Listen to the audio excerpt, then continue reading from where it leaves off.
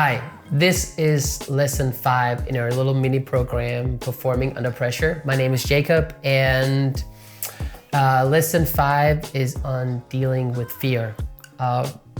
Fear is extremely irrational. The things that I have feared the most in my life are never the things that have caused me the most problems.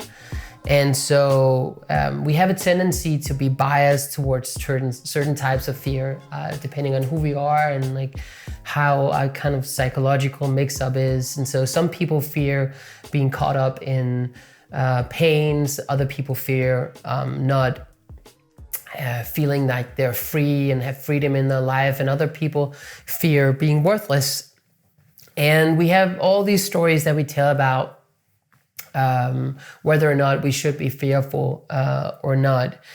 But I found that investigating fear and finding out how we can walk through it and take action no matter what type of fear it is that we have is one of the most powerful ways of challenging what we find is possible, both for ourselves and when we look out into the world in general. And so I've learned, I would say that if there's one thing I've learned around fear is that you need to learn how to deal with fear in order to get the life that you want. People who are successful it's not that they don't have fear, it's just that they're able to deal with it effectively, walk through it, and take action anyway. So there are 3 things that have saved me in terms of dealing with fear. The first one is to stop telling stories that scares me.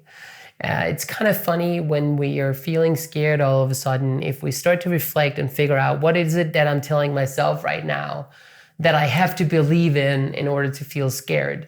Oftentimes those stories don't have a lot of facts based into them, or at least they have facts, but then they have a lot of interpretation as well that kind of like fuels the story that scares you.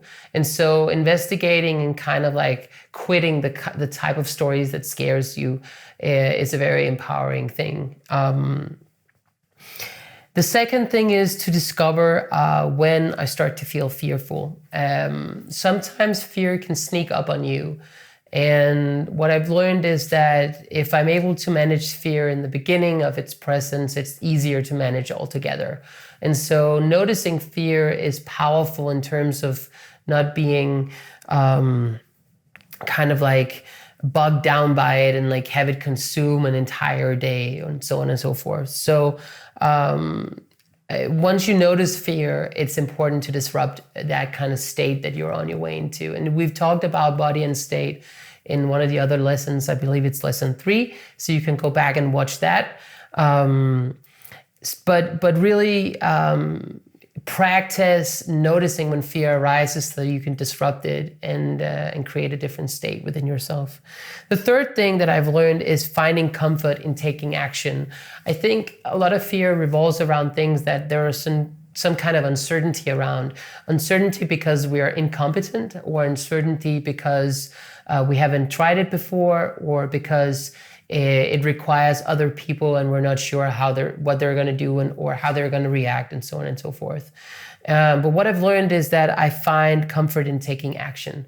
And that means I don't need to know what type of action that's the right action. I don't need to know like how I'm going to deal with whatever is in front of me, but just taking some action can help me feel more confident. Obviously, it's smart to be wise about how you're doing that. But for instance, if you're worried about something, you might be able to call other people to get more information and to learn more about that subject.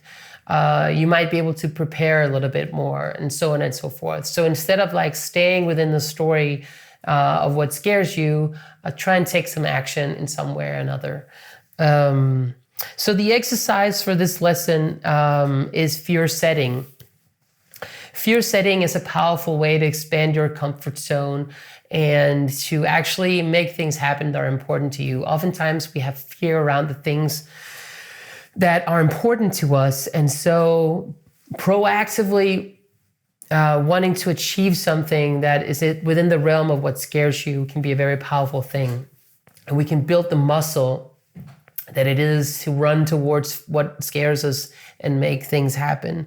Tim Ferriss has written and talked extensively about fear setting as a tool, and that's where I've learned it. So the first part of the exercise is identify different areas that cause you fear, where it would make a difference if you took action. It might be in a relationship, you need to have a certain kind of conversation you haven't had before, or it might be in your job, something that you need to learn that you've been postponing because you're not sure how good you're going to be at it. Try and look for an area or for a subject or for something that if you deal with it, if you learn it, if you manage it, it will make a difference in your life. Once you have that list, set 3 goals that can help you progress. So I would suggest that a goal you set is related to one subject only so that you don't try and do too much at once. But let's say, so for instance, I was not the best at Excel spreadsheets. I didn't enjoy it very much, but I was a management consultant. So at some point I decided, I just need to charge ahead and learn some of the basics so that I can feel comfortable and confident to manage at least those basic things that come my way. So I have a little bit of language around it and I can ask for help when I need it and so on and so forth. So set a goal that is meaningful and that can help you progress within the realm of what scares you.